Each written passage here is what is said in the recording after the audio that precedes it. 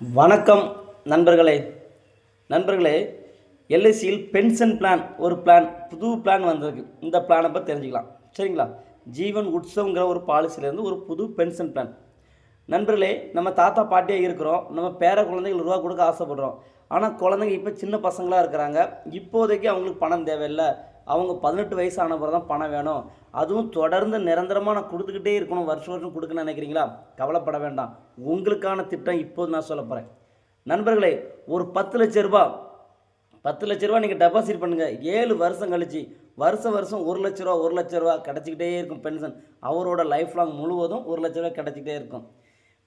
யார் பணம் போட்டாங்களோ அவங்களுக்கு இடர் ஏற்பட்டுனா அந்த பண்டு வேல்யூ 15 லட்ச ரூபா கிடைக்குது. சரிங்களா?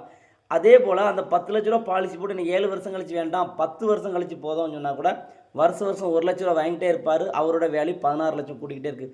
ஸோ 10 வருஷம் கழிச்சு வாங்கலாம், 15 வருஷம் கழிச்சு வாங்கலாம், 17 வருஷம் கழிச்சு வாங்கலாம்.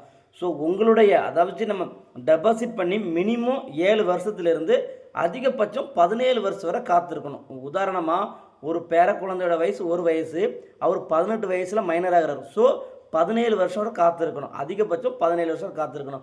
நீங்கள் 17 வருஷம் வரை காத்திருக்கா 10 லட்ச ரூபா பாலிசிக்கு நீங்கள் 5,35,000 டெபாசிட் பண்ணால் போதும்.